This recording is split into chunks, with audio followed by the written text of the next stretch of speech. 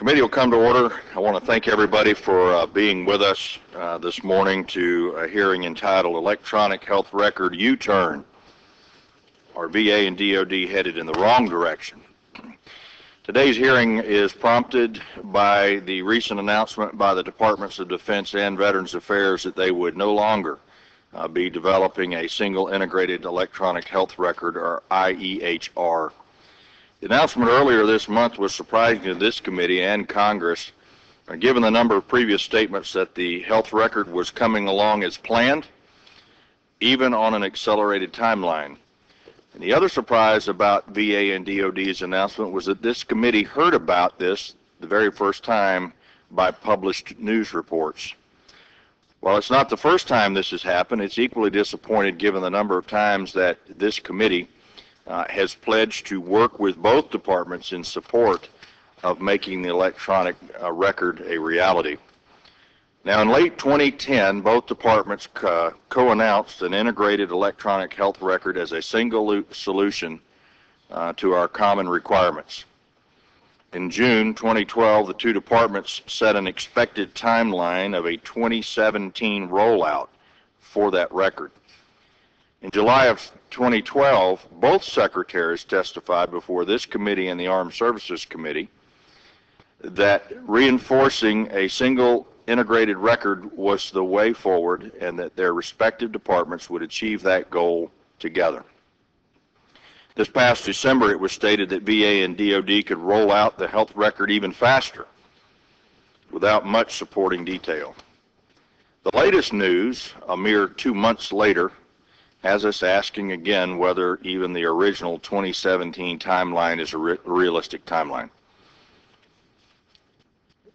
The end project, will it deliver the same level of integration for transitioning service members? Interoperable is not the same as integrated.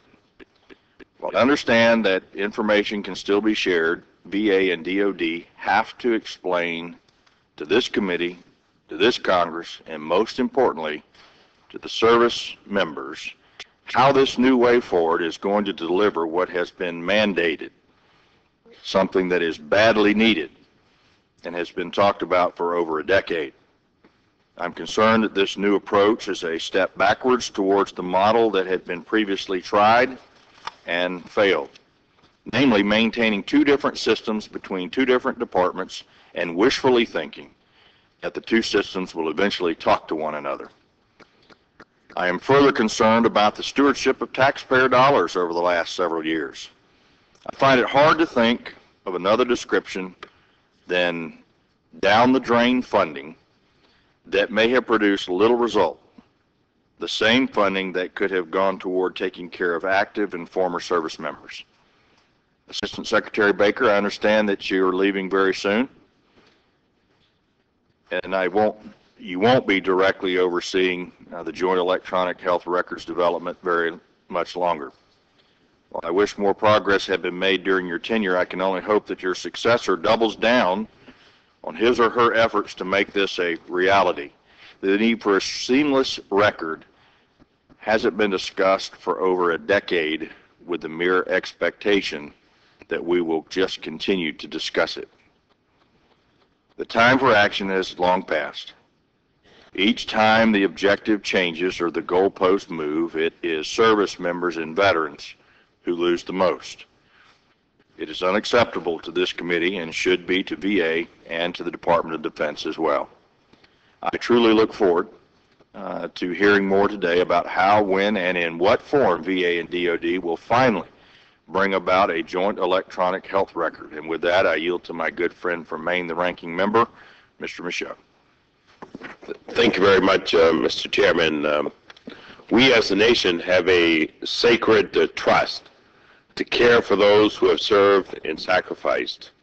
To do this, we rely on community of support. DoD and VA are the pinnacles of that community. Together, you are the front end and back end of veterans' safety net. You come together seamlessly, or veterans fall through the space between DoD and VA. You have no greater mutual responsibility to those who have served and to those who serve than to ensure a complete and smooth transition from military back to civilian life. Key to that smooth transition is the transfer of the health records that document the physical and mental sacrifices of our nation's heroes. The Integrated Electronic Health Records initiative is critical to ushering in a more fluid process for our servicemen and women who transition into the veteran world. Ideally, instead of service members hand-carrying paper records with them to medical appointments, access to their records would be readily available electronically to providers and healthcare personnel who care for them when they take the uniform off and continue their lives as civilians. In transforming the VA into the 21st century agency, we envision a seamless record that could benefit the men and women who have served this nation honorably. The idea behind VA and DoD being capable of electronic communicating was not a new one. We believe that VA and DoD could accomplish this task. For at least a decade, the two largest agencies in the government have worked this issue, often taking 2 steps forward and 1 step back. I was under the impression and, in fact, reassured as late as September 2012 that the development of the IEHR, while challenging, was still on track of becoming the reality we intended. So in early February, when we read in the news of the decision of VA and DoD were modifying its strategy from the planned IEHR approach and focus, I was disappointed and disheartened to read that in the paper. It seemed to me that we have regressed back to 2004 when the bidirectional health information exchange was the way electronic information was exchanged, and I'm hoping this is not the case. There are questions that must be answered as to the future of the IEHR and plans to move forward. The original strategy, the intent of IEHR was to design, build, and implement a new single system from scratch. In revising your life cycle cost estimates, you have determined that approach is too expensive.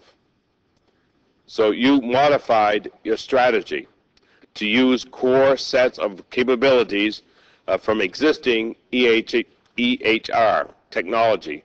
But rather than selecting one system for those currently available, you modified it for each department and separately select a core system of choice. Vista A, the VA's current system, is old and by all accounts replacing Vista A with an existing commercial off-the-shelf package is estimated to be $16 billion, according to the September 6, 2011 letter. VA believes that leveraging open source methodology will increase the rate of improvement within Vista A and will be much more cheaper. DoD is looking to explore commercial options for its core systems. It won't have a selection decided until March. How does this modified strategy live up to the initial intent of IEHR to be a single integrated system? I'm currently not comfortable with the direction which seems to be heading for both agencies. I'm sure everyone in here would agree that we cannot afford to continue to move forward and back on this issue. VA was once a leader in electronic health records. Today, it is one that is simply trying to keep up.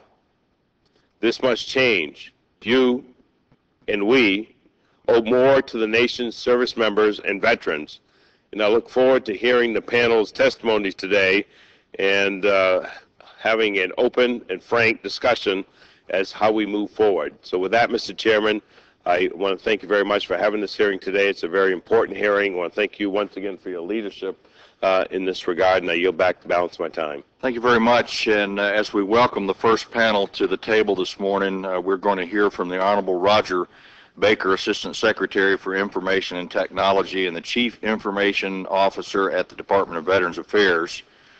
Assistant Secretary Baker is accompanied by the Honorable Robert Petzel, Undersecretary for Health at the Department of Veterans Affairs. We'll also hear on this panel from the Honorable Jonathan Woodson, Assistant Secretary of Defense for Health Affairs and Director of TRICARE Management Activity at the Department of Defense. He is accompanied by the Honorable Elizabeth McGrath, Deputy Chief Management Officer at the Department of Defense. And then we're going to hear from Valerie Melvin, Director of Information Management and Technology Resources at the Government Accountability Office. Finally, we will hear from Jacob Gadd, Deputy Director for Healthcare at the American Legion. All of your complete written statements will be made a part of the record this morning. Mr. Baker, you are now recognized for 5 minutes. Thank you, Chairman Miller, Ranking Member Michaud, and members of the committee. I appreciate the opportunity to appear before you today to discuss the VA efforts to develop a single joint electronic health record system with the Department of Defense. And as you mentioned, accompanying me today is Undersecretary for Health, Dr. Robert Petzel. I'd like to assure the members of this committee that press reports notwithstanding, the DoD and VA remain committed to achieving the goals of the IEHR program. That is, common data, common applications, and a common user interface. We have done a poor job in communicating the changes that we are making to the program. We're looking to achieve those goals through a lower risk and lower cost path than we were on. As my written testimony details, over the past 18 months, the IEHR program has had difficulty in making the milestones it established. In September of 2012, the Interagency Program Office produced an updated budget estimate that doubled the estimated cost to develop the IEHR. As a result, we, and I would say we, VA and DoD together, are pursuing a different strategy to achieve the same goals by starting from an existing base of technology, what we've called a core of an EHR, to build our integrated EHR upon. The purpose of this change is to reduce risk, reduce costs, and accelerate the availability of needed functionality. It's stressed that while the IEHR program has had challenges, it's also had some successes. VA and DoD have agreed on a single data standard, the Open Health Data Dictionary, and we're moving down the path to implement it over the next year. VA medical systems, the VISTA systems that Congresswoman Michaud mentioned, are being moved into DISA data centers, DoD data centers, so that we're co-located with DoD medical systems. We've acquired a single enterprise services bus that will connect all the various parts of the system together. We've deployed a common graphical user interface to 3 locations and are expanding it to all facilities involved with polytrauma support. And we've established joint clinical requirements for the first 7 of the many shared applications we plan to integrate into the IEHR. Over the last 3 years, VA in our systems development area has greatly improved the results of our investments, achieving over 80% of the milestones we set. We do this by watching our committed dates very closely, recognizing the signs of failure early, and changing direction or even stopping a program when that's indicated. Using those principles, VA and DoD have acted to change our approach with the IEHR to deliver on our shared goals with less cost and less risk. Mr. Chairman, the IEHR is a complex, large, and difficult program. While we wish that we could report only successes to you and the 2 secretaries, as a leadership team, our job is to see the problems and find solutions. We believe we've done that in this case, and we look forward to your questions. Thank you.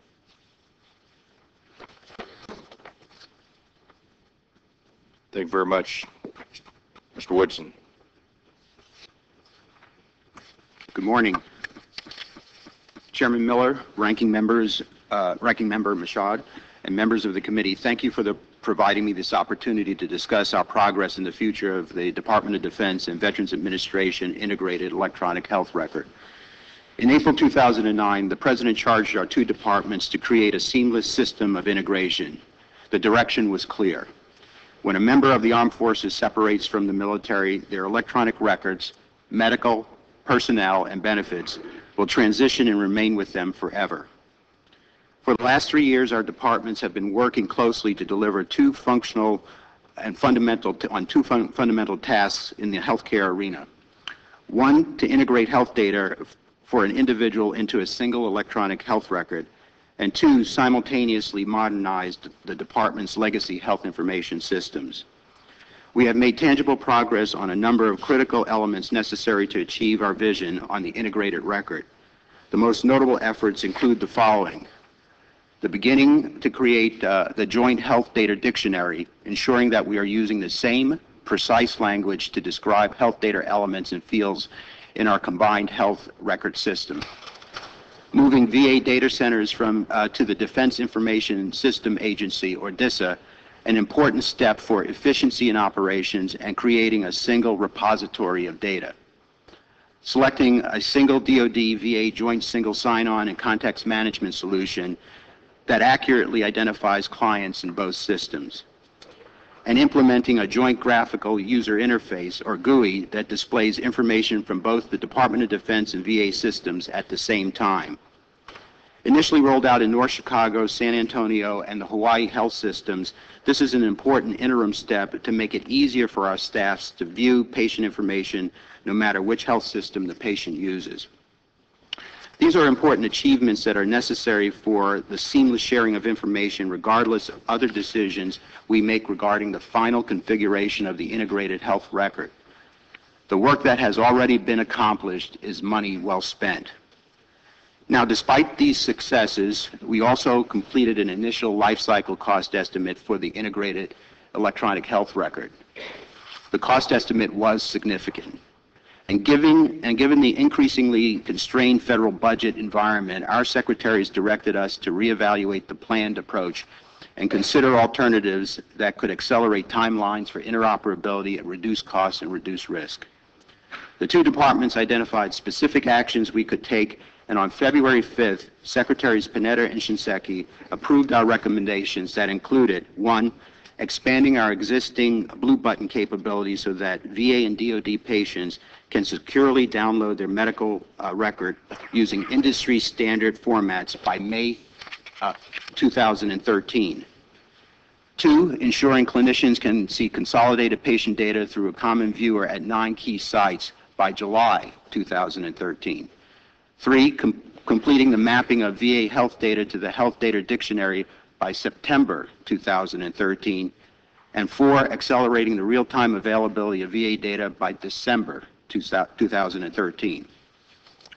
While our vision of an integrated electronic system remains intact, we have, however, changed the pathway to get there. Instead of building a new system from scratch, the departments will use existing core capabilities that would get us functionality to users more quickly and still allow the flexibility to add additional modules or applications that we will jointly acquire to create the modern system. The Department of Defense's approach is to take advantage of advances in the marketplace and select existing clinical capabilities from public and private sectors to serve as our core to build the electronic health record. The VA has decided to use their existing system, VISTA, as their core. Circumstances require decisive action. Delaying these decisions would have only increased cost and risk. We believe the path we have chosen best serves the departments, the special populations whom we jointly are responsible for, and the American taxpayer. I appreciate the opportunity to come before you today to provide a more comprehensive review of the future of the integrated electronic record, and I look forward to your questions. Thank you very much, Mr. Woodson. Ms. Melvin, you're recognized for 5 minutes. Good morning, Chairman Miller, Ranking Member Michaud, and members of the committee. Thank you for the opportunity to participate in today's hearing on VA's and DoD's efforts to share electronic health records. As you know, the departments operate two of the nation's largest healthcare systems, which during this fiscal year are projected to provide coverage to about 9.6 million service members and their beneficiaries and to 6.3 million veterans. VAs and DoD systems have many common business needs for providing health care coverage to these individuals. And toward this end, the two departments have an extensive history of working to achieve shared health care resources. Our work has examined the department's efforts over the last 15 years to share data between their individual systems and to develop interoperable electronic health record capabilities. We have noted varying degrees of progress, but also pervasive and persistent management challenges related to their efforts. At your request, my testimony today summarizes our work that has examined the department's activities in this regard. Overall, VA and DoD have relied on a patchwork of initiatives involving their separate health information systems to achieve varying degrees of electronic health record interoperability. For example, the department's early efforts included developing capabilities to electronically transfer separating service members' health information from DoD to VA, and building an interface to enable the sharing of computable data between the department's modernized health data repositories. Further, in response to the 2008 National Defense Authorization Act, they established objectives for meeting specific data sharing needs and an interagency program office that was to be accountable for implementing an electronic health record system. More recently, the departments have engaged in developing a virtual lifetime electronic health record, as well as information technology capabilities for the first Joint Federal Healthcare Center. While collectively these initiatives have increased data sharing in various capacities, the departments have recognized that more is needed. However, their efforts to achieve fully interoperable electronic health record capabilities have been limited by long-standing project management and planning weaknesses, inadequate accountability, and poor oversight, which often has led to changes in the department's priorities, focus, and timeframes for completing the initiatives. As a factor contributing to these weaknesses, the department's Interagency Program Office, which was to be the single point of accountability for electronic health data sharing, has not been positioned to fulfill its key management responsibilities. Accordingly, we have made numerous recommendations to VA and DoD aimed at addressing such challenges as the persistent absence of clearly defined and measurable goals and metrics, as well as the associated plans and timeframes for gauging progress toward achieving full interoperability. The 2011 initiative to develop a single integrated electronic health record system had the potential to mitigate some of the challenges that have served as impediments to exchanging data in the department's separate systems. However, the recent decision to reverse course and continue to operate and exchange health data among these separate systems raises concerns in light of the historical challenges we have noted. Further, while the departments have said their new approach to developing an integrated electronic health record will deliver capabilities sooner and at lower costs, long-standing institutional deficiencies in key IT management areas of strategic planning, enterprise architecture, and investment management could prevent them from jointly addressing their common health care system needs in the most efficient and effective manner. We have ongoing work undertaken at the request of the Senate Committee on Veterans Affairs to examine VA's and DoD's decisions and activities related to this latest endeavor. Mr. Chairman, this concludes my prepared statement. I would be pleased to respond to any questions that you or other members of the committee may have. Thank you very much, Ms. Melvin. Mr. Gadd, you're recognized for 5 minutes. Good morning. I want to begin with a short story. I was personally on an American Legion site visit to Anchorage, Alaska to examine transition to care.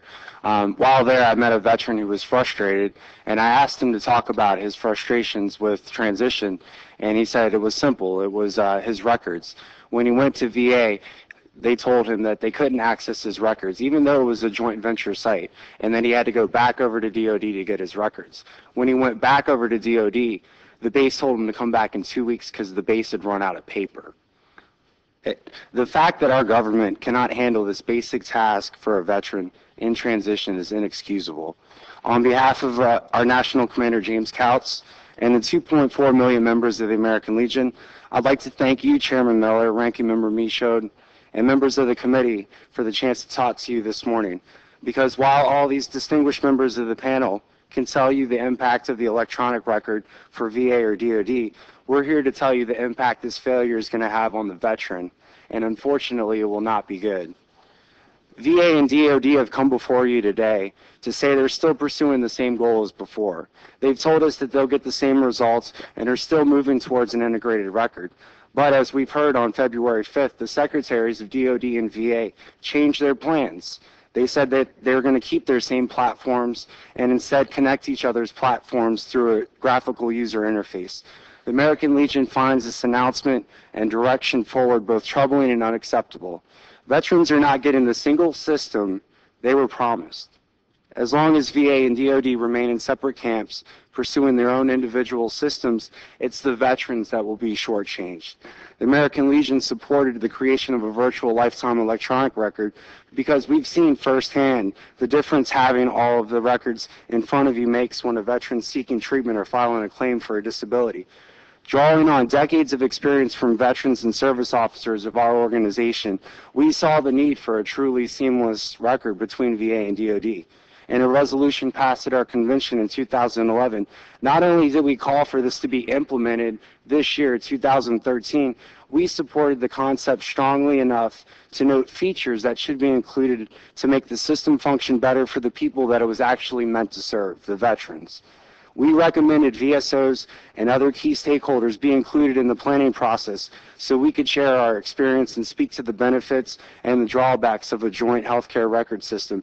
However, VSOs have been left out of the majority of the planning for this record, and we weren't consulted about the wisdom of abandoning a single unified record for veterans. We had to find out through a newspaper article like the rest of America. We recommended that a unified system integrate all the branches of the VA, in addition to the DoD records, so that VHA, VBA, and NCA could all speak the same language and clearly to each other.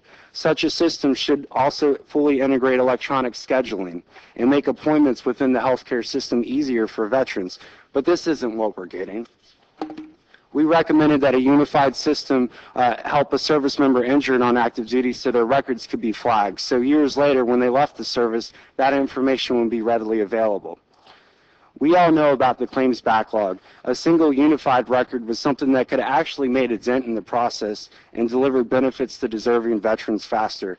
The majority of the delay in claims, as we all know, is the collection of medical evidence that a single unified record could solve. For example, the American Legion has seen when we present fully developed claims the importance of having all of the information in place and easily accessible by VA. It takes an average claim 257 days to get a decision. Fully developed claims, when all the information is in place, is averaging just 120 days, finally reaching a number under Secretary Shinseki's goal of 125 days to complete a claim. We've even seen claims coming out of the Pittsburgh office at a little over 30 days. Getting all of the information into one place can be the key to finally breaking the back of the backlog. But we won't have it if we don't get what veterans were promised back in 2009, a single unified record, a true seamless record between VA and DoD. The American Legion has had a great deal of experience dealing with VA's electronic healthcare records over the years. Through people like former Legislative Director Warren McDonald, the American Legion was involved in the creation of VISTA, picking up the work pioneered by the Public Health Service and the National Bureau of Standards in the early 1980s. Later, Sonny Montgomery and Charles Hagel, who worked for the VA, helped implement it nationwide. 30 years later, we're faced with some of the same challenges. Do we continue to invest in paper files, patches, and stopgap measures? Or do we invest our efforts in building a new and world-class healthcare system for the future? VA and DoD have spent 4 years and close to $1 billion to develop this, and we're in the same place that we were 4 years ago. The American Legion understands VA and DoD are both committed to improving the transition process, but until they fulfill the promise made to veterans of a single, seamless, unified record, the veterans of this country will remain skeptical of their government's ability to deliver on all of the promises made to them. I thank you for this opportunity to bring the voice of veterans to this committee, and I'm happy to answer any questions that you may have. Thank you very much for everybody's testimony this morning. And as we start out, I think it would be a good idea to get some definitions down so the committee understands the language in which you spoke this morning. We've heard several individuals talk about a common user interface. Mr. Woodson, I think you had said something about a bus that connects them all together. And I guess if somebody would define what that means, and then which is this closer to, interoperable or integrated? Mr. Woodson. Thank you, Mr. Chairman. Let me see if I can address very specifically your question. The electronic health record has many components to it. That includes a common data store, so the information in a place where it can be verified, and then a series of applications in which it's organized, and then a screen, if you will, where providers can in fact look at the information, interact with the information, to utilize it for care, or do arrangement of information, so-called computable information, to improve the quality of care. Our intent is to have clearly a common single electronic record, which includes the common data stores, a single authoritative base where VA information, DoD information on patients are in the same place. The common data centers make sure that all of the interfaces for the applications, and there will be different applications depending on whether you're a pulmonologist or an endocrinologist, or you need to work with business systems, billing, etc. But common interfaces. This enterprise service bus, which allows us to organize and transfer information and plug applications in.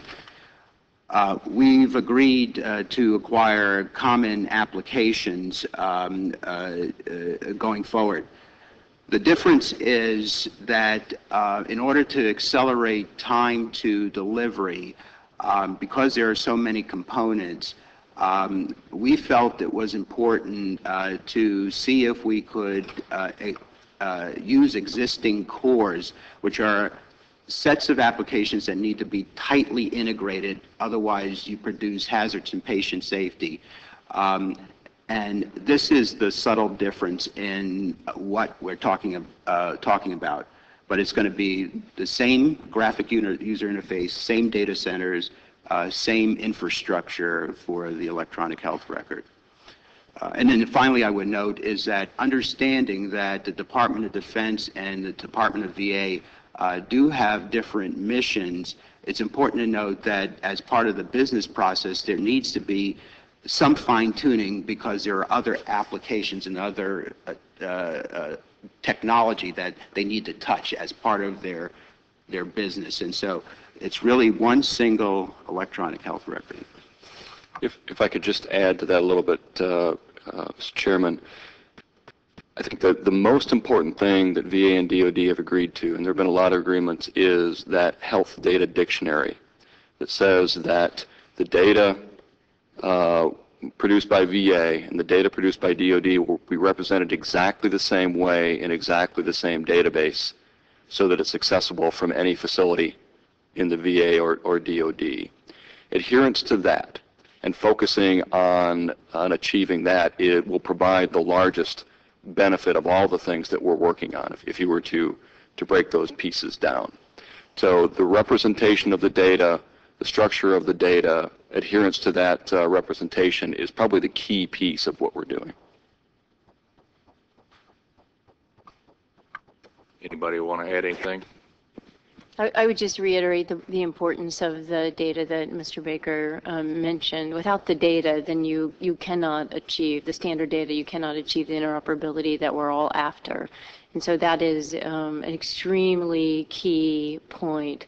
DoD actually, in this particular business space, has established the standard data across the Defense Department. Given the mobility of our active duty service members, we must have the standard data in order for us to then transition seamlessly when the member transitions from DoD care to VA care. the data really is the key. And so I would just put a very fine point on that. And I understand that the data is the key, but we're talking about two core technologies still. Why in the world can't we get to one core technology?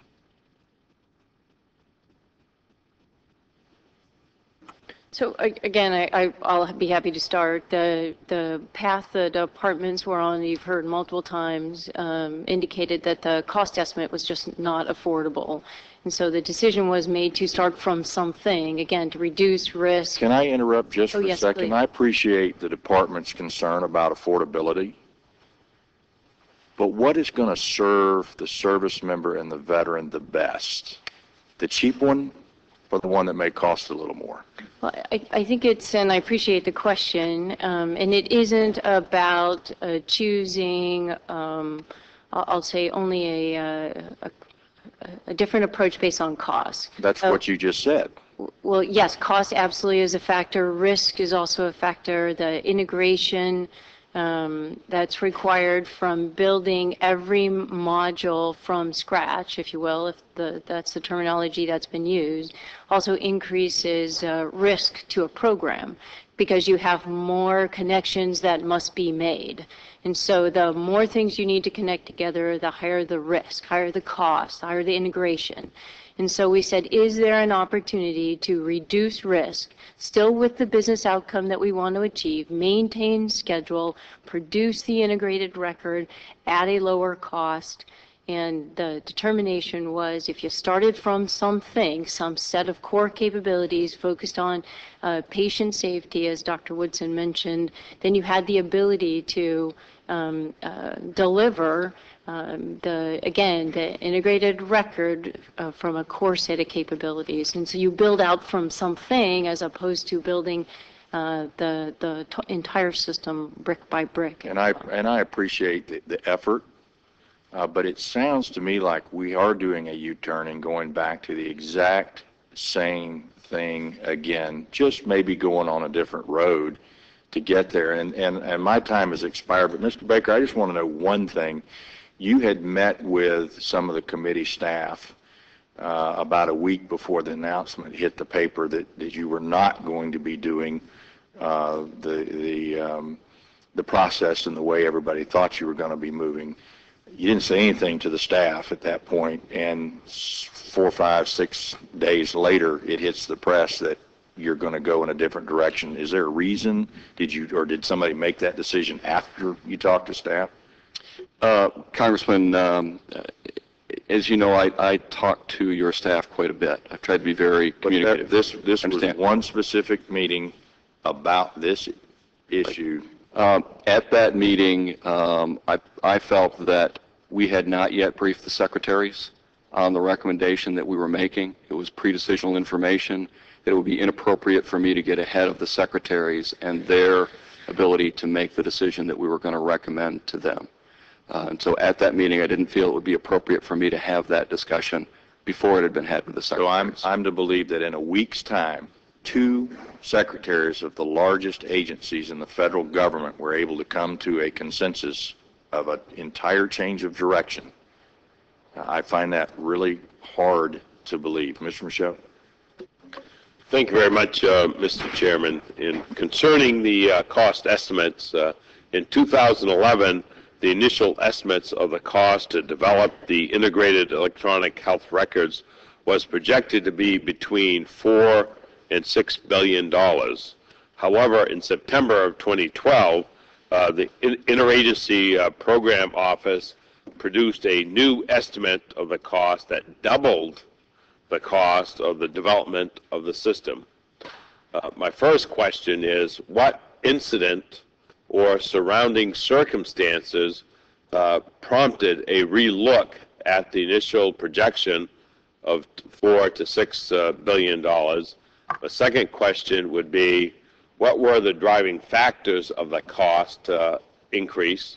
And thirdly, why couldn't VA and DoD settle on one system to use? And I'll start with Mr. Baker, and I'll ask DoD to also respond.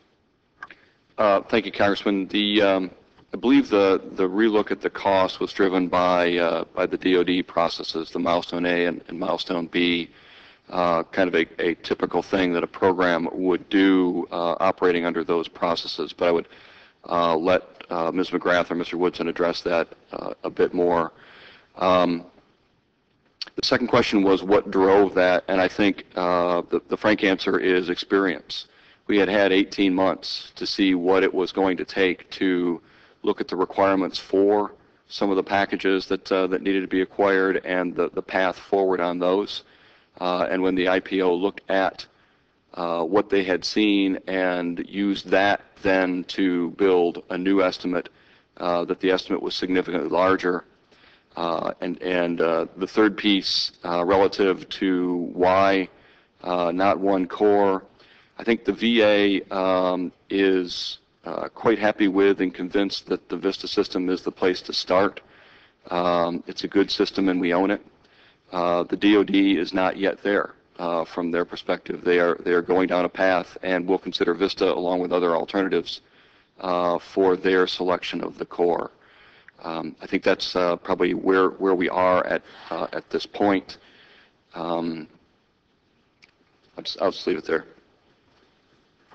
Mr. Woodson, do you have anything you want to respond to? So if sort of, the timing of the life cycle cost estimate was exactly as Mr. Baker indicated as part of the acquisition process within the Department of Defense. We do a full-blown engineering life cycle cost estimate if you will, what we refer to as a milestone A, so early in the program, early enough in the program that we can, I'll just say, assess costs and use it to ensure that we're on the right path. And some of the drivers for that cost estimate, I believe was your question, were those things that I mentioned in terms of the high level of integration costs and procurement required to achieve the path that we were on. And also I would just reiterate the Department of Defense is looking at VISTA along with other commercial capabilities to serve as its core. And again, when we say the core, it's a jointly defined core between the two organizations focused on delivering the standard data and creating the integrated electronic health record. Dr. Petzel, is VISTA a system that you and the physicians in VHA believe is a modern system that is effective? Well, Congressman Michaud, we have had now 25 years of experience with VISTA, and to the person, our clinicians would say that it's the best clinical management platform that they've ever used. You have to remember that 70% of our docs come from the VA system, but they rotate through hospitals all over the country and have experience with a wide variety of medical information systems, and I am quite confident that if you were to interview them, they would say this is the best, again, clinical management platform that exists in this country right now. I mean, that's what's so amazing is that it is, and I've heard the same thing from not only VA employees, but also the private sector, that it is the best system. So I can't fathom why Department of Defense will not move to that particular system. We certainly are considering VISTA along with commercial capabilities as we evaluate the opportunities out there to serve as our core. So your question is excellent, and certainly I have no doubt as to what Dr. Petzel's assessment is at VISTA. In fact, I've used it in previous years. There are a couple of issues for the Department of Defense, is that no matter how you slice this program for the Department of Defense, this is a new acquisition. And the issue we need to understand is that as good as VISTA is, it's not one system. It's a number of different systems. So we would have to choose one of those 100+ systems to try and transfer over. For us, because it's an acquisition program, if you buy, let's say, a commercial off-the-shelf off-the-shelf product from a vendor, you get with that implementation support. You get people who come in and configure it. There's no infrastructure really right now for us to bring Vista into 56 hospitals and 700 clinics and be able to configure it. The good news about Vista is that, again, it was ahead of its time, and it is a good electronic health record. But the way it was developed, it doesn't have all of the manuals that would allow us to bring it over, easily understand master files. And so there's some risk for the Department of Defense in trying to acquire it. Now, having said that, the Department of Veterans Affairs is helping us analyze how we might do that, and that's part of our evaluation going on right now. We've asked very specific questions relative to how, in fact, Vista can be modernized and segmented to bring over what we need as even we acquire in the future applications together. But the issue is that it clearly is of a lower risk for the Department of Veterans Affairs because it's already functioning in their systems and reflects their business processes and their clinical processes. For the Department of Defense, it represents a new acquisition. And then the final thing I'll say is that I think it's important for this program, in some sense, to skate to where the puck will be. And what I mean by that is the current Vista system is a generation 1+2 in terms of how we look at electronic health records. Industry is already at a generation 3 and moving to a generation 4. And just to give you an example of what I'm talking about, as medicine has advanced and become more complicated, embedded in the medical record is a lot more decision support. We would need to assess what it would require for us to bring Vista over, modernize it, and what the total cost of ownership would be over time, because we'd have to develop an infrastructure to maintain it, to modernize it, innovate on it, so that we stayed apace with the commercial market. So there are several factors that we need to consider in our decision. Mr. Runyon? Dr. Petzel, did you have something to add to that? Well, I think we just wanted to clarify the fact that there is a core Vista that is one and the same, and that's the Vista that we would use and that what DoD would be using if they came. There aren't 100+ different kinds of the core Vista. So that's not a moot point from us. Thank you. Mr. Baker, just kind of going back to what the chairman was asking, if you kind of knew you were going to make the decision and you were meeting with committee staff on this exact issue, why wouldn't you have had the brief with the secretaries to inform us so we don't have to see it come up in the paper? Well, Congressman, let me first apologize for the fact that you read it in the paper. That certainly was not by my design. But I work for the Secretary of Veterans Affairs, and I felt that the information we were working on at that point was pre-decisional. The two secretaries get together on a scheduled basis. We knew that meeting was coming. They had not yet been presented the recommendation or made a decision on that front. To my view, it would have been presumptuous of me to get out in front of my boss on that topic in any briefing with any organization. And so while I apologize in the way that you learned about it, that was not certainly the way that I would have defined it. In my view, I needed to make certain that I handle this appropriately with the secretary, with the two secretaries. Now, dealing, obviously one of the biggest things, no matter what system at the end of the day we decide to go with, you've talked about the joint dictionary obviously being the first step. And I know Dr. Rowe probably has had some experience in medical coding, if you will, which I believe is at the gist of this. Where are you in that process of making sure everybody's speaking the same language? Congressman, that is the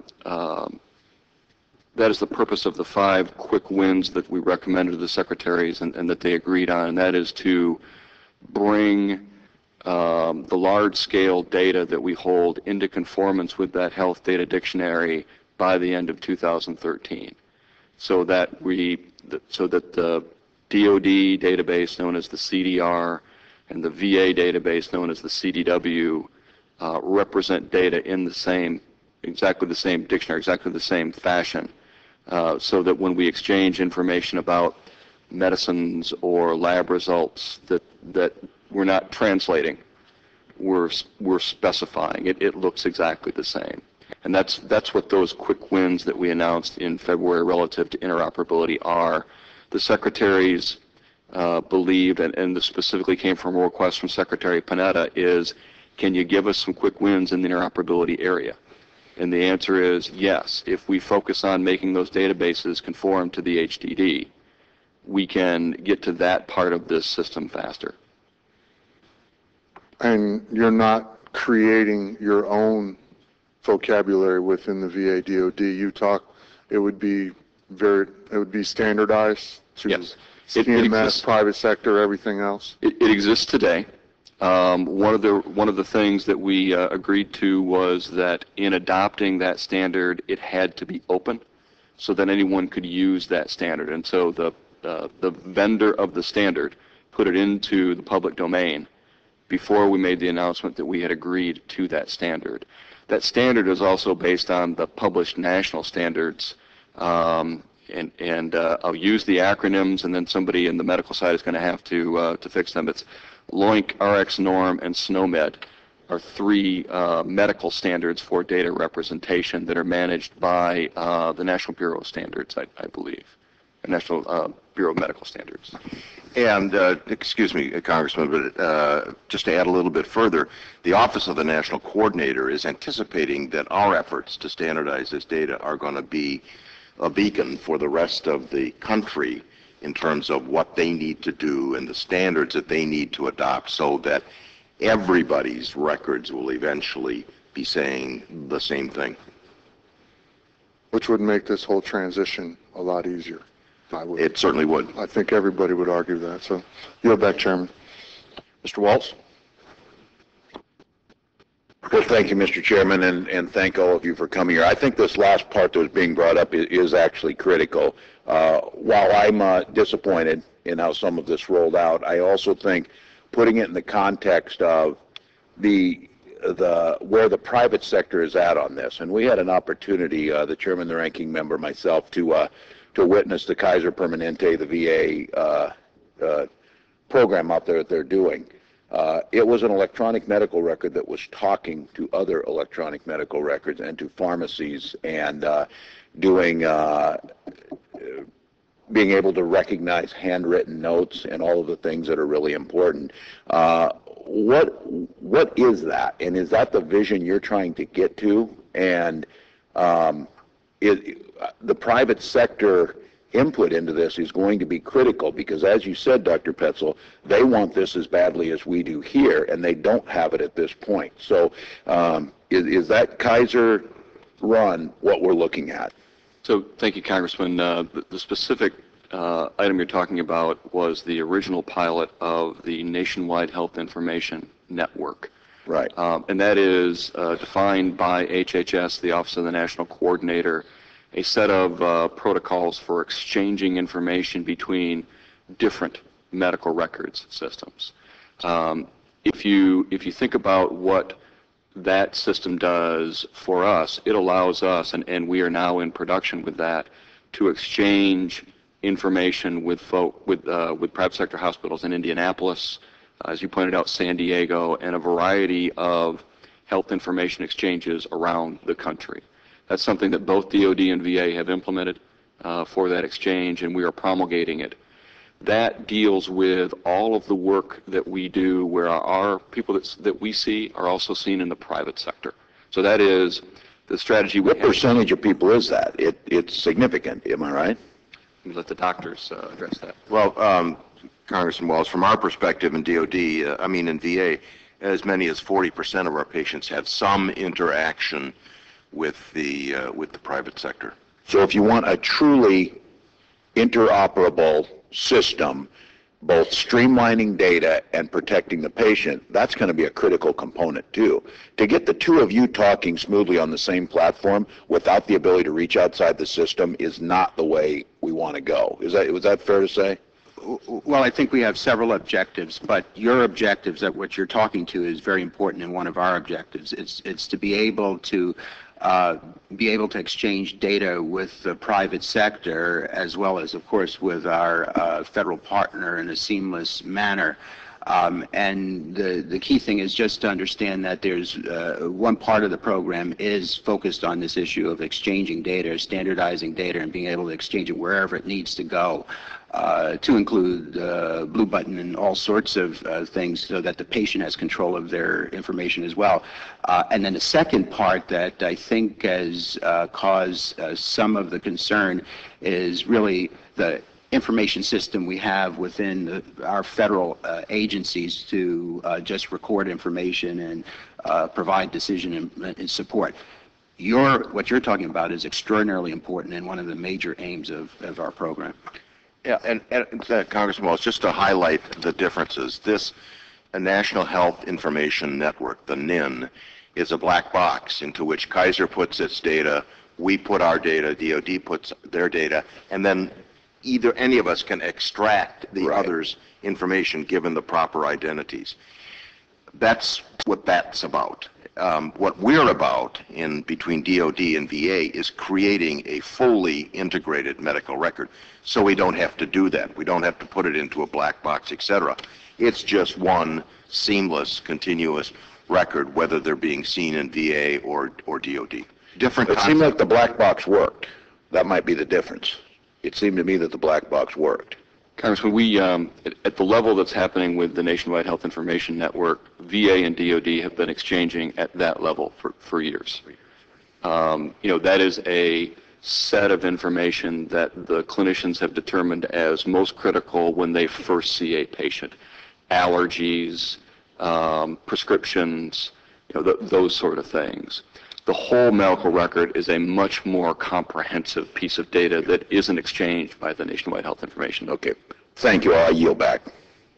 Before I recognize Dr. Rowe, I'd like to ask one question, because it seems we keep going back to cost, and it seems that DoD is focusing a lot of their decisional record on costs, and I just would like to know, has sequestration or the defense budget had anything to do with the decision to change the direction in which we were traveling? I think a cost is always a factor in every program. Cost, schedule, performance, they're standard facets of every acquisition program. Did sequestration or defense budget cuts have anything to do with the decision that has been made? We don't fully understand the impact, the full impact that sequestration. It's coming Friday. Right. Yes, I understand. You don't know yet the full impact. Some of it will depend on if there are additional flexibilities provided to the agencies with regard to how the cuts are taken. That will help, I'll just say, inform. That's hoping against hope. We've been at this for 16 months. When I say sequestration has been the law of the land since November of 2011. So for no agency sitting at the table today took it serious. Now everybody, excuse me? I'm sorry? You kind of acted as though you had taken it seriously. Did you take sequestration seriously in January of 2011 or 2012? So the department certainly has, executed the proper plans within the organization to prepare for sequestration. Specific to this program, I can tell you the budget cuts as a result of the, agreement to sort of move the sequestration timeline from the January to March resulted in certainly a decrement to the DoD budget on this particular program in excess of $50 million. We are assessing every program, to include this one, the full impact that the sequestration will have, and it will have an impact on this program. Mr. Woodson, did the $400 billion worth of cuts that were taken by DoD over a 10-year period and the opportunity of sequestration to impact DoD have anything to do with the decision to change the direction that both agencies said they were heading in and then abruptly changed? So I think what it did do is it focused more acutely the need to make a more proper and accurate assessment of the costs of the program. And so you have to look at the timelines of how things were, in fact, sort of evolving. Yes, I mean, if you're looking down the barrel of significant budget cuts, you look at all your programs and say, how can we make them more efficient, and how can you achieve the same end at a reduced cost and reduced risk? But to be fair, the issue is the department has done planning, but these are uncharted waters. We have the combination of issue of sequestration and the CR, which has produced enormous budgetary pressure. So if you are asking me, could we accurately predict how things would unfold, and have we taken into account every possible situation that might occur? I don't think we have, because I don't know that we know what the universe of possibilities and are. I appreciate the concern for sequestration, and what I was driving at is every time on the Armed Services Committee we would ask service secretaries, SecDef, you know, what were you doing to prepare? I would ask commanders in the field, have you been given any direction? The answer was no. And that's what's concerning those of us that are sitting here today. All of a sudden everybody's running around with their hair on fire over the last 90 days when this is not something new. I mean, and we should have been focusing on how much this was costing back in the very beginning, not just at the end either. But it bothers me that nobody at the table is willing to fight for the best outcome. You're now fighting for the most cost-effective outcome. Mr. Woodson?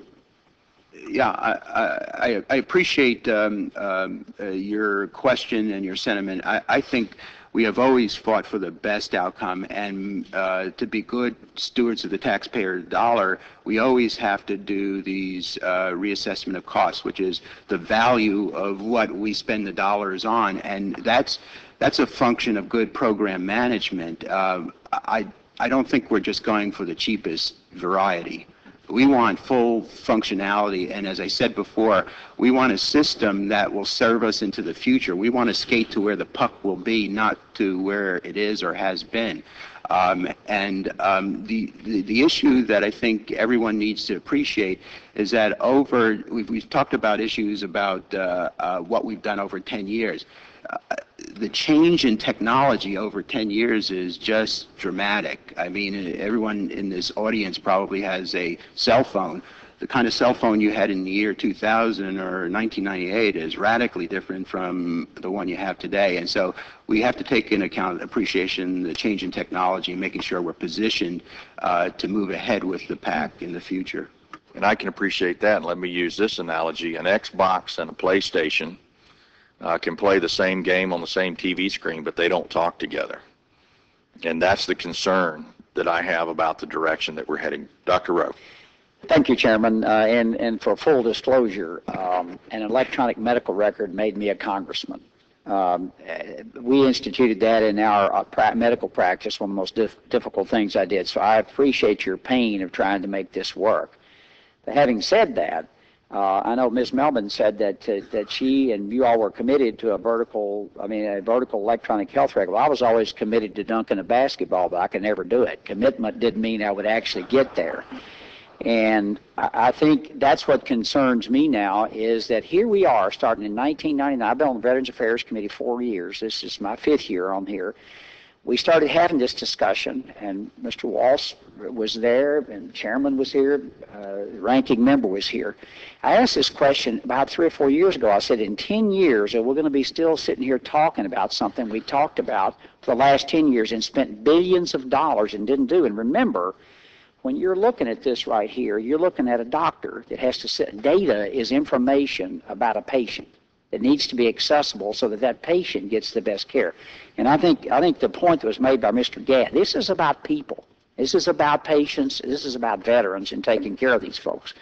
And I think the first question I would, and change is tough, and I realize I've been through the DoD. I've been to Great Lakes twice to look at that, obviously with Mr. Baker's accompanying me there. And it's not easy.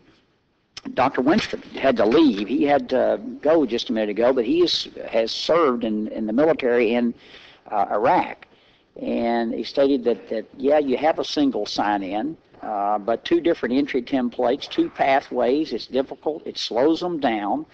I've said this all along. If it takes you, when you enter your record, if it takes the doctor 3 minutes for the thing to ramp up and get in, and you're seeing 25 people that day, you just delayed your day 2 or 3 hours just because of technology. First thing I would ask, if these systems can't talk to each other, and look, there are smart people sitting down there, a lot smarter than I am about electronics. I'm fairly ignorant about it. But if the VISTA system, which is 25 years old, is the best technology we have, this is what I'm hearing, then that shouldn't be real expensive. And the first thing I would have asked is, if that's a system that's, quotes, the best, I would argue maybe it is, maybe it isn't, but if it is, how much would it cost to put it in? Just say, okay, DOD, we're going to scrap ours. We're going to go to one system so that when he goes in the military or I go back in and I sign up, I have my virtual record so that you don't have to worry about all that integration and all that with one system. And I think Mr. Michaud asked that question. How much does it cost to do it? I know it wouldn't be easy to do, but what's the cost? That's the first thing I would have asked. Because we're going to be sitting here 10 years from now saying it doesn't work. It's part of the analysis that we are conducting with regard to the opportunity to use VISTA or a commercial capability includes both cost and schedule. So right now, I don't have a cost estimate for you to say how much would it cost to implement VISTA. My time's getting short, but I think that would be the first thing I would want to know is that, look, we're going to pick one or the other. And we've said this on the committee now for 4 years. It looks like this integration, when it happens, and talking to Brad, I mean, to Congressman Winstrup, I mean, Dr. Winstrup, it's difficult. And I've seen it when we were up at Great Lakes a year and a half or so ago. I mean, just pulling up a CBC and a urinalysis report is not an integrated healthcare system. That's pretty simple stuff. And what you need is you need one when that soldier goes in. And when I went in 40 years ago this month, I had the same electronic record that Thomas Jefferson had, a piece of paper. And it looks like that we're almost back to that now, where these 2 systems are not going to be able to talk. At least they can say simple sentences together, but not get all that information they need. And it looks to me like, and Mr. Chairman, I believe we're going to be sitting here 10 years from now saying the same thing. I honestly believe that. Can anybody sit here and tell me if I'm fortunate enough to get reelected for a few more terms that I'm not going to have the same conversation when I have no hair on my head? Yeah. I don't think we will. Well, reassure me, why, Dr. Woodson? Why won't we? Because we have been since 1999. Right. I think since the point I was trying to make before about the advancement in technology is that we've reordered our thinking about what an electronic health record is. In fact, standards for electronic health records are being published as we speak, and what the expectations of what it means to have an electronic health record has changed dramatically. And remember, most of the private sector is just getting into electronic health records. So the good news for the federal government is that we were in it early. The problem is we developed our own homegrown systems, and now we're at the place where we need to make them talk to each other effectively. and serve the men and women of the military and the veterans appropriately. Woodson, not to interrupt you, but my time's up. So I've got a series of questions I want to submit to you all.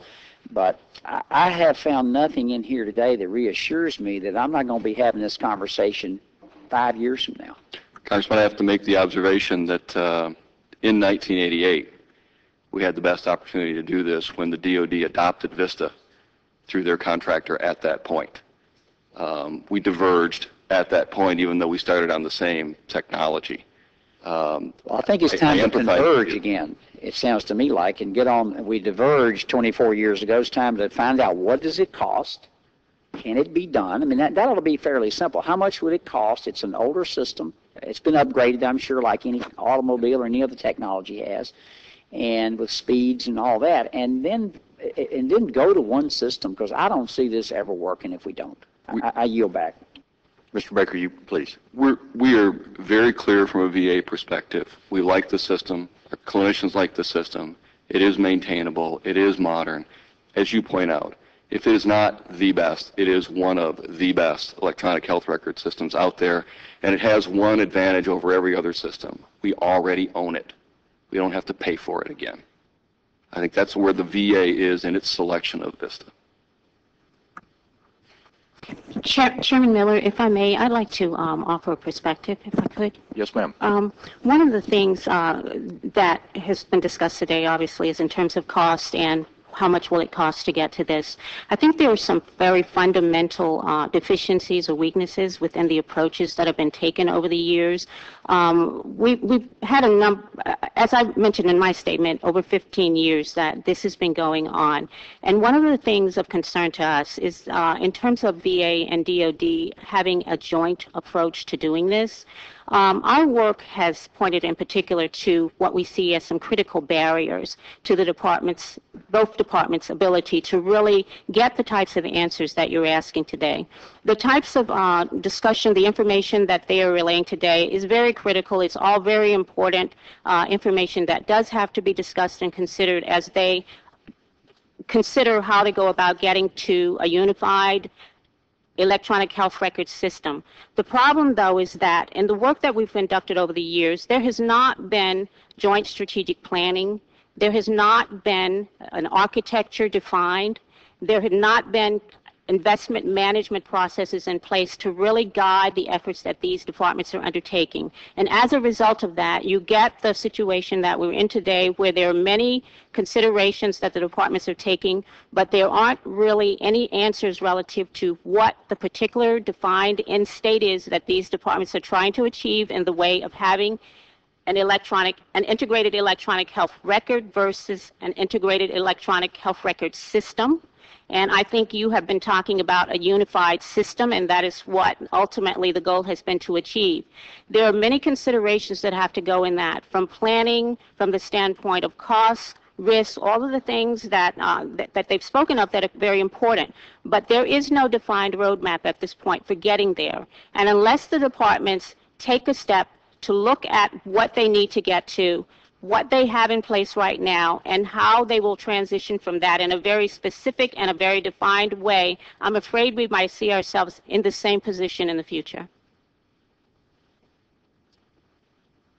Thank you very much for the additional information. And what we as members hear quite frequently is that nobody wants to blink between VA and DoD.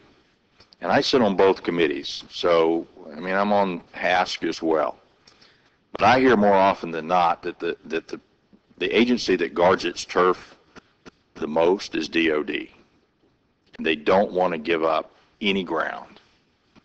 Somebody's got to give in this process as we go through, and we want to help. I mean, it's not, I'm not saying that to be accusatory. That's just what I hear. I mean, I go to combat hospitals, and the doctors in those hospitals in theater tell me that they like VA's platform better. And we're fighting this fight. 2004, we've had this discussion. we're going back to the same place. The other thing, if you can think, you may have to get some information, but I understand that DoD did an RFI prior to the decision to change direction. Okay, so is there an RFI out, and what was the date of that request? Yeah, the RFI was issued on February 8th. I believe that was the Friday. And the responses are due back today.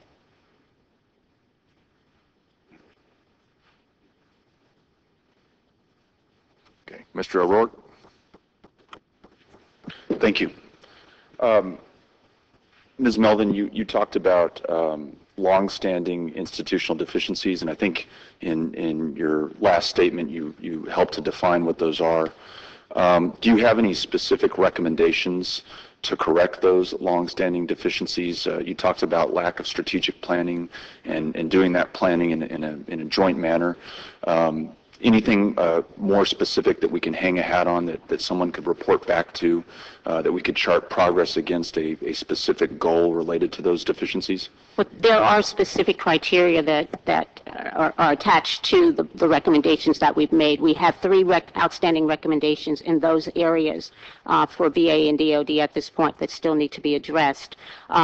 We can certainly work to or provide information relative to some of the specific things that they would need to look at, but certainly in terms of having defined plans, having integrated schedules, having performance goals and measures. Those are particular things that the departments need to work to really define for themselves in terms of related to what they're trying to achieve. It's very difficult to tell them what that should be. They would need to look at, for example, the two systems that they're considering. All of those are options that have to be on the table. They have to look at the alternatives. They have to consider what are the variables, what are the critical milestones, the risks, everything that's involved with that. So there are specific things that would go with having a strategic plan. There are certainly specific aspects to having a detailed architecture that would help define, what their as-is state is, what their future state is. And I think that's the critical piece, what the future state is that they're trying to get to. We've not seen information to really ever clearly define what that target state is supposed to be from the standpoint of what they're trying to achieve. So all of those things collectively would have to come into play. You also mentioned in your opening testimony poor oversight. Yes. As one of the factors that's led to the frustrating position that we're in today. Could you go into a little bit more detail about that? Who's accountable for that poor oversight? How do we correct that problem? Well, over the 15 or so years that we've looked at the systems, we've seen poor oversight in different ways. We've seen it from the standpoint of there not being a defined or identified leader to really take the helm at these particular initiatives. I think at this point we're looking at the Integrated Program Office, the IPO, as the primary oversight body that's in place at this point to do that. When that office was put in place, the intent was that it would be the point of accountability for them achieving the electronic health record. However, how accountability is defined and what mechanisms and measures they have had in place to really be accountable has been of concern to us. We have work ongoing right now that's looking at the effectiveness of that office, but we have had concerns in the past relative to the pace at which it was able to be staffed, who was actually making decisions there, and quite frankly, the funding money has always been divided between VA and DoD up to to now, and so that has always been an issue also that's on the table in terms of how effectively this office could function in terms of overseeing and really being accountable for this effort. And Mr. Gadd, I want to thank you for your testimony. You helped to put a human face on an issue that for many people can be reduced to processes or numbers or abstractions. And having just had our Veterans Town Hall meeting in El Paso this last weekend, 200 veterans showed up, and many of these terms and phrases and frankly excuses that we're hearing are not going to be very helpful and will not give them the hope that they need, and more importantly will not meet the obligations that we owe to these veterans. One thing that you said that I know everyone can hang their hat on is, and it caught my attention, is you cited Pittsburgh and a 30-day turnaround. Can you talk a little bit about that, and then for the other members of this panel, how do we get that turnaround in El Paso and in other VA systems throughout the country? I mean, thank you very much. And first off, I'd say, we want one system. It's not a pie in the sky. Congress has invested, our country has, our veterans have want one system. We envision a system where any service officer that's filing the claim can put a name in the last foreign and pull the record up. I mean, we're not IT guys either, but we just want to move, that claim through. And part of the fully developed claims process is having all that collection of medical evidence ready to go. In fact, I talked to a veteran this morning, and he said it's taken him 6 months at the DC VA Medical Center to get his paper copies of his records. I mean, they're the real loser in this. We can't wait 10 years for, the plans to change again or not have a record that truly gets them the transition and gets them into healthcare, moves their claims through. So we would add that, with that fully developed claims process, we see what it looks like when we have those things in place. Is that Pittsburgh? That's Pittsburgh. Okay. Correct. Yeah. Thank you. Yeah. Thank you. Mr. Denham. Thank you, Mr. Chairman. I did not come here with a list of prepared questions today. I came here to listen and understand why decades of inaction haven't been fixed yet. I've got an interesting chart here from CRS. It starts with 1982. When I was a freshman in high school, 1982, starting with a computer system, and then 88 developing the system. I can tell you in 89 when I left active duty and was handed my little yellow shot records, and they said, don't ever lose these, whether you're on reserve status or whether you completely depart the military, don't ever lose these shot records. I can tell you how disappointed I was when I had a conversation with Mr. Walls about 1.5 years ago, and Mr. Rowe, as we took a trip over to Afghanistan, and I had to go search through my warehouse to find those little yellow shot records, because several decades later, we still don't have a system. Now, during that time, not only did I spend over 16 years between active duty and reserves, but I started a company where I can track every one of my thousands of plastic containers across the United States and some in other countries. I started a farm where I've got to know where my almonds are, not only what lot or where they're sitting or where we're warehousing them, but what can they actually go in. Now, as a private individual, if I can figure out how to take today's technology and run a business, the question is, why can't we do it in the Department of Defense? And so we've asked this question now a couple of times. I've only been in Congress just over 2 years, but we've already had a couple of different hearings on this. We've had both secretaries agree. So my frustration is that not only have we let several decades go by, but you've been given directive by the President, by your agency secretaries, to get this done. My belief is that you don't have the will to get it done.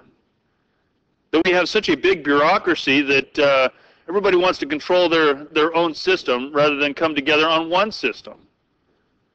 And these aren't the first times we've heard these excuses. Well, cost, sure, cost is always a factor. Sequestration, we didn't really understand that was coming. We haven't had a budget in 4 years, so we're not really sure what the budgets are going to be. Damn it, it's time to get over the excuses and get this fixed.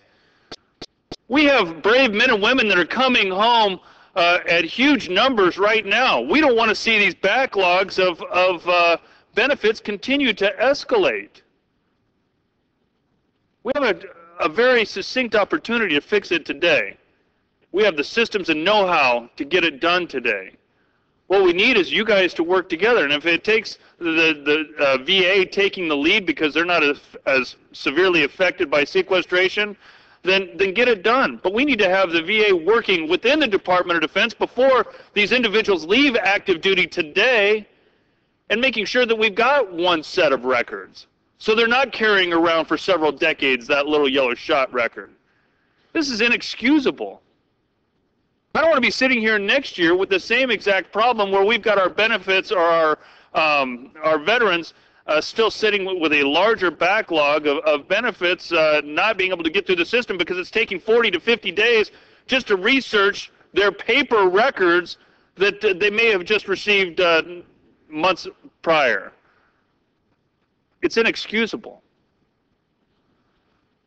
So I didn't have any questions today. I wanted to come in here and hear how the changes are happening, how the departments are working together, how we have one system that is ready to go, because those that have volunteered at a time of war to serve our country, to put their lives on the line, deserve nothing less. They come home tomorrow, they ought to be in the system tomorrow, knowing what benefits they're able to receive, knowing what level of disability they are before they leave active duty. And we ought to have one system that, whether they come back 20 years from now, it doesn't take a 50-day or a 5-day system to decide what eligibility they have. This is inexcusable, and you need to get it right, or we're going to force you to get it right.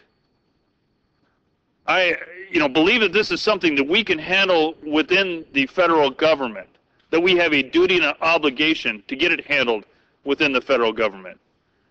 Right? I tell you, the more time that goes by, the more conversations that this group has, I continue to lean more towards the private sector, because I can get it done in the private sector, because I have to have it done in the private sector, because I have the will to keep my business alive. I don't always feel that same duty and obligation on behalf of those brave men and women that are willing to risk it all. This should not be it should not be a difficult task. This should be a very simple one with the technology and know-how that's out there. And I don't believe that with the several decades that have gone by, the many budgets, the many allocations, the support of both secretaries and a president that's given a directive, that cost should be a factor in this as well. So I'm looking for some answers, and I will come up with some questions, because what we've heard today, once again, is inexcusable. I yield back. Mr. Grete McLeod. Thank you, Mr. Chair. I guess I would just have to ask the common sense question: what do we do now? And where do we go now? And what is going to be done? Because I belong to Kaiser in Southern California. I can go to Eddie Kaiser in Southern California, and my records are there. Any comments? Ms. McGrath? So I think what's been laid out this morning is our commitment, certainly, to achieving the business outcomes we set out to, an integrated electronic health record, and making sure that both the patients, our service members, active duty, reserve veterans have access to their information, and those that serve them from our clinical community also have access to the information they need at point of care.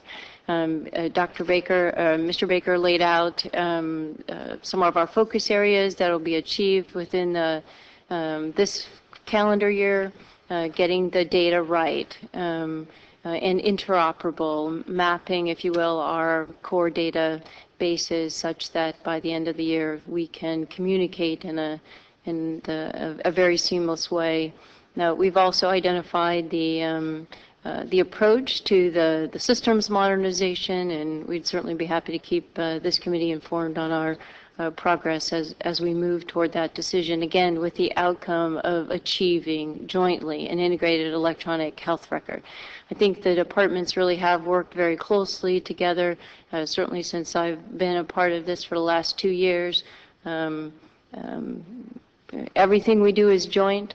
From the business process conversations with our clinical communities, we have joint clinical integrated product teams, we have a joint architecture review board, we have a joint portfolio management approach, we have a joint oversight of the program, both Mr. Baker, myself, Woodson, and Petzel, and the Deputy Secretary and the Undersecretary of Defense for Personnel and Readiness. Everything is done together, and so I would say the overall commitment of our organizations to get this done is strong. Congresswoman McLeod, I would just add that as with Kaiser, you can go to any VA hospital around the country, and your inpatient, outpatient complete and total medical record is available. If I may, I would just reiterate the comments that I made earlier about the need. I agree that there are a lot of joint things that are happening. One thing, though, that I think it's important to have joint is the strategic planning in place, which involves really taking a close look and having a defined strategy going forward. I think it's important also that they take lessons learned from places like Kaiser or other entities that have done this to really build that into what they're doing. And I know they're working with Kaiser as part of some of their initiatives, but I think that's important to continue to do, to look at that more deliberately relative to an overall strategic plan and an approach for actually getting to the future state.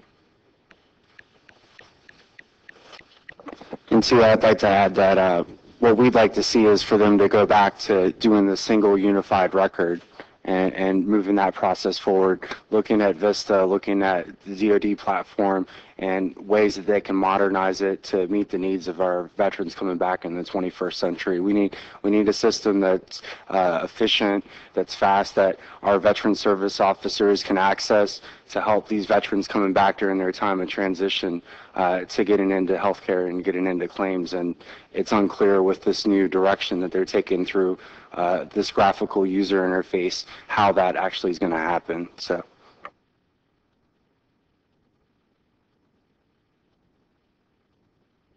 I think what's interesting is we talk about the jointness between the two, and I can appreciate that.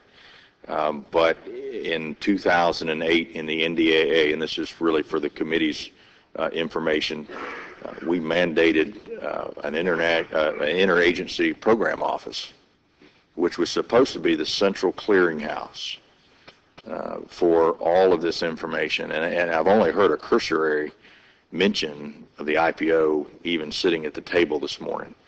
And so it's interesting to me that, you know, this is an agency that's been out there that really hasn't produced anything, but it's supposed to have been. Mr. Huelskamp.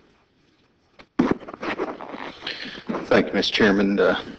I do find it interesting that, and I would like to hear from the IPO office about this issue. That would be perhaps very instructive.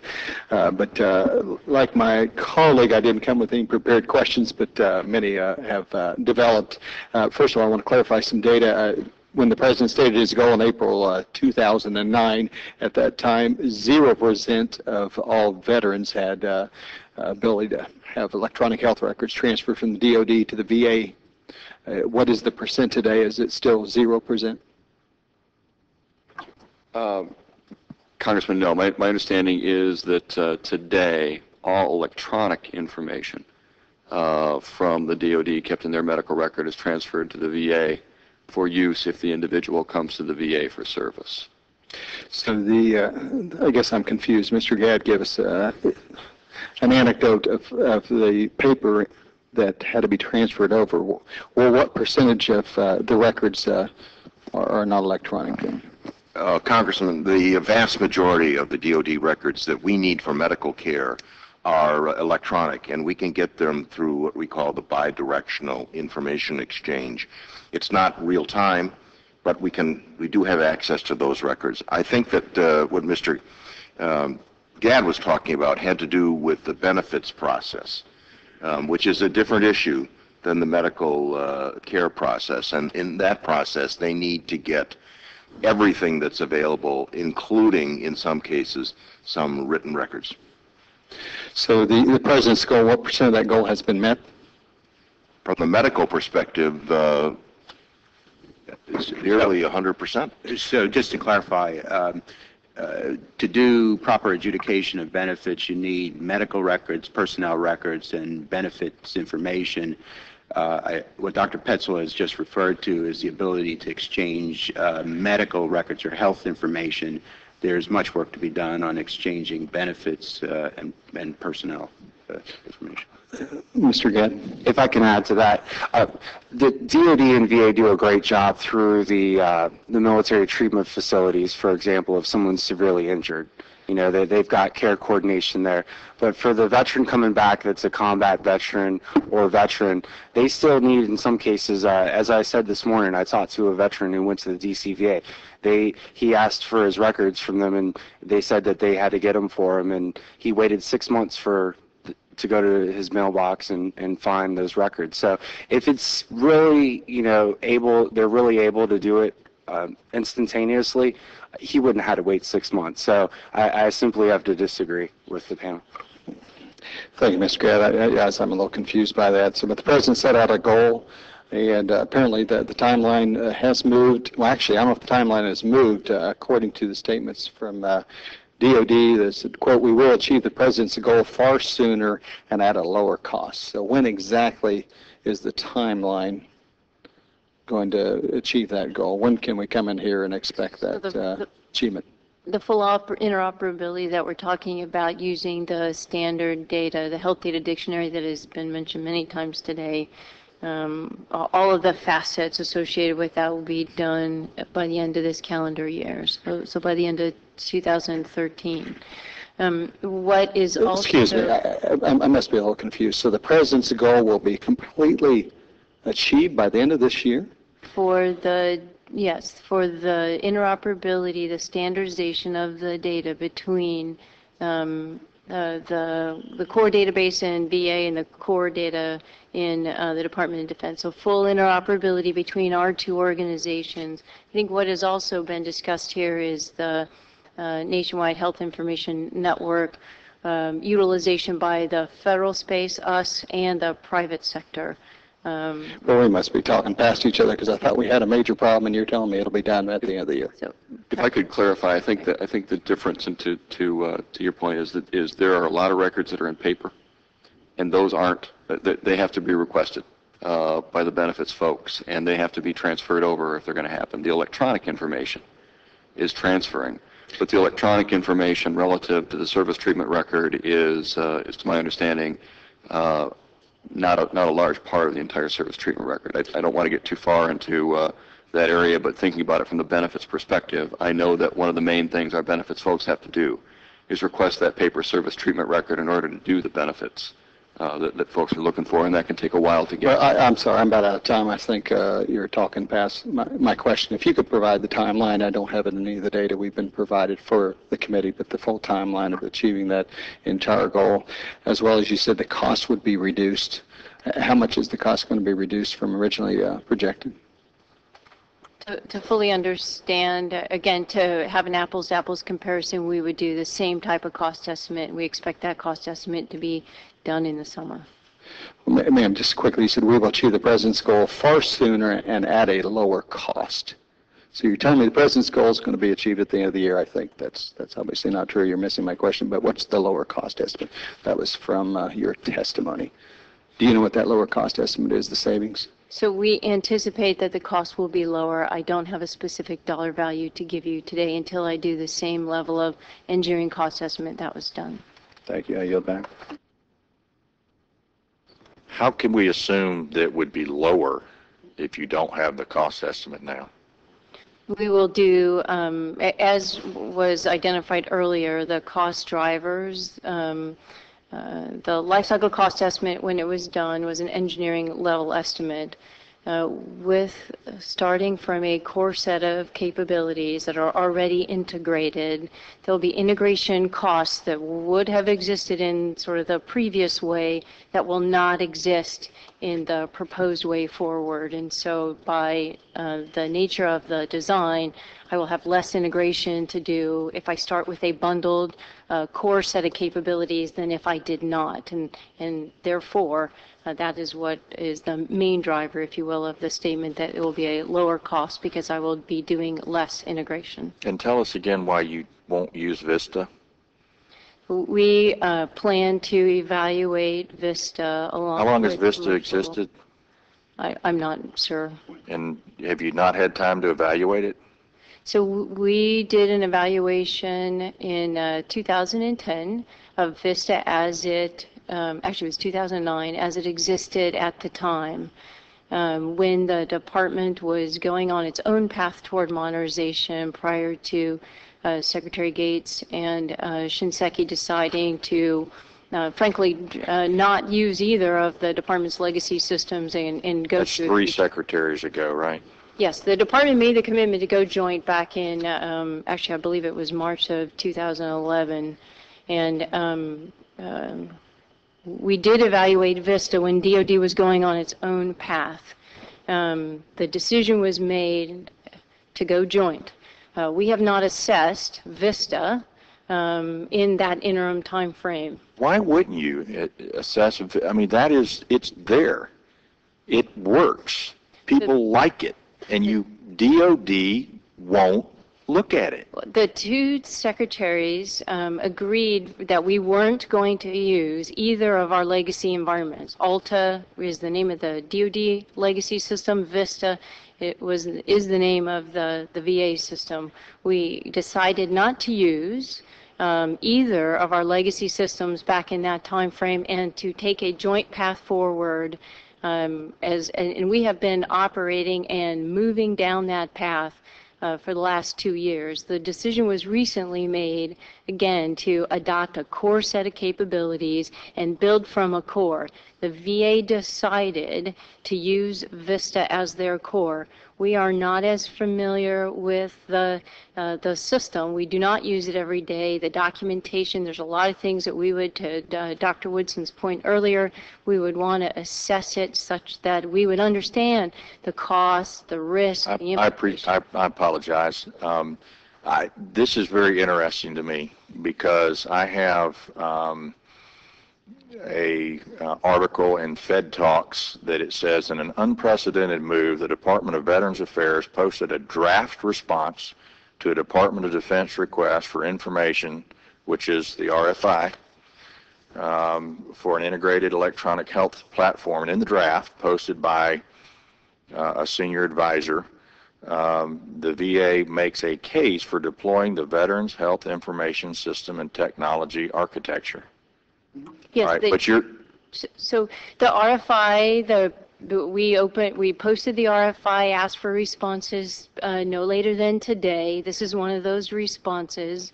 We are evaluating that response along with the others that we have received and will receive by close of business today and doing the analysis. Absolutely.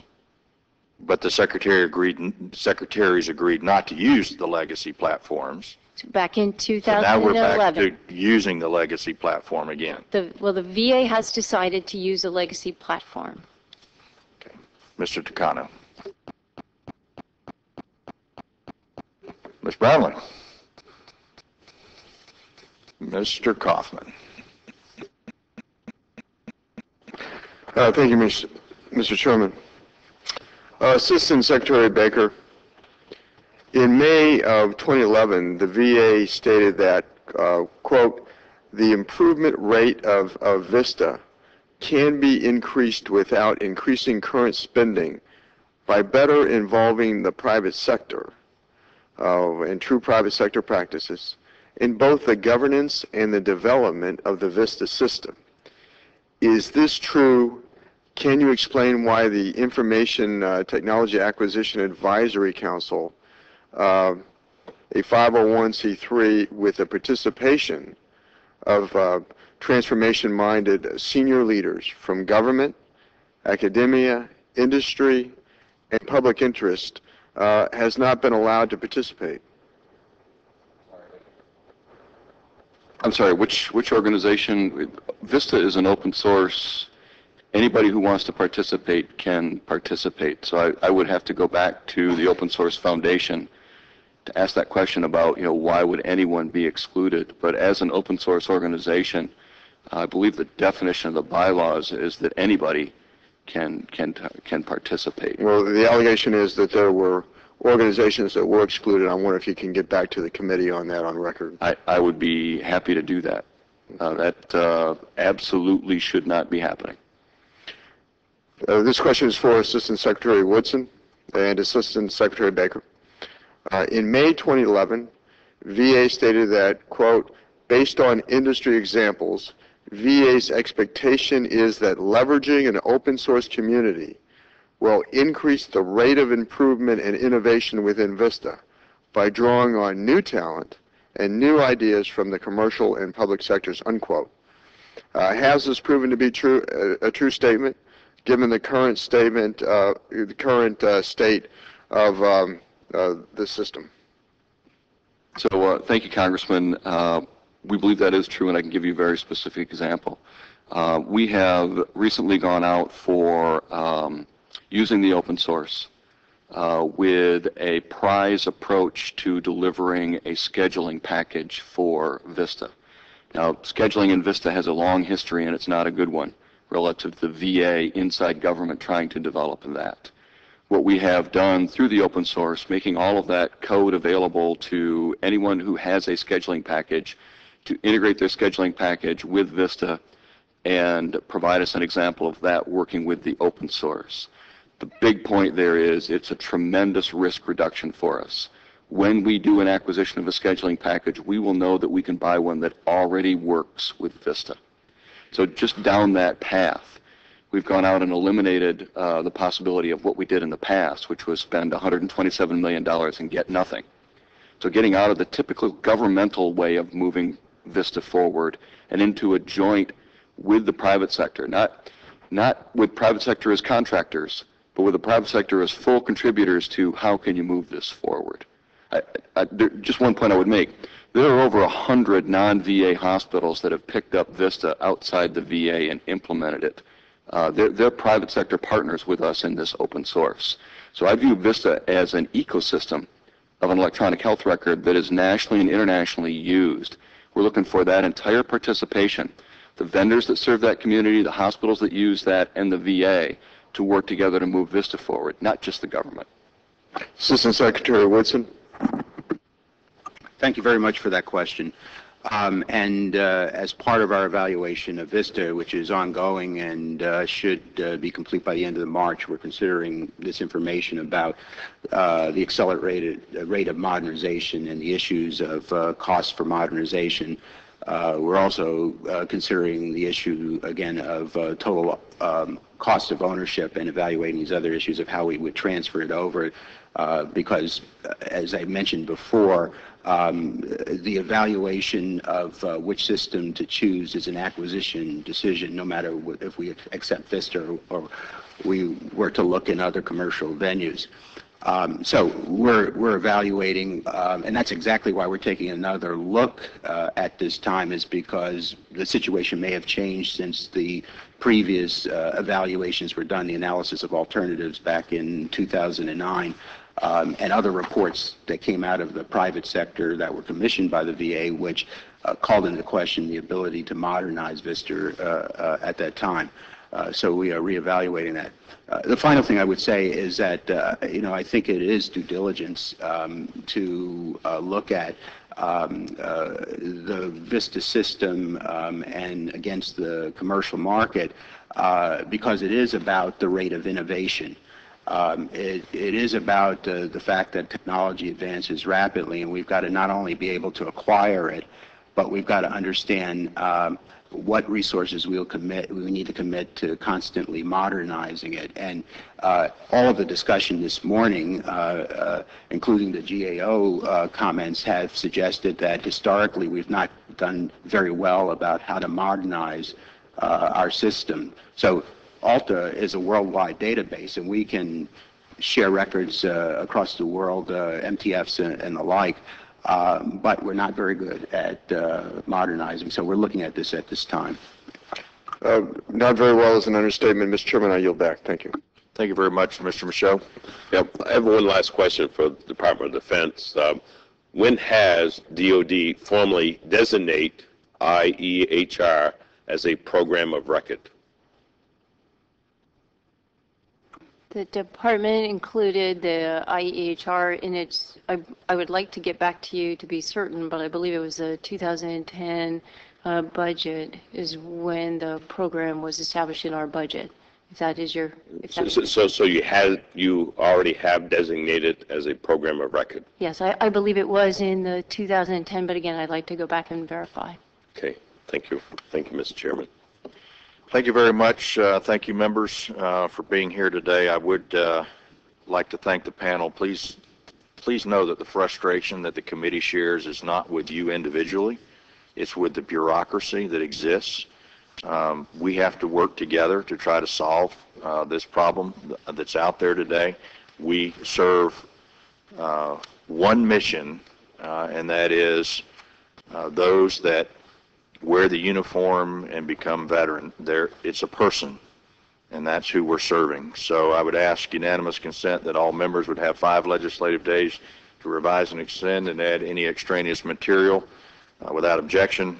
With that, the panel is excused, and this hearing is adjourned.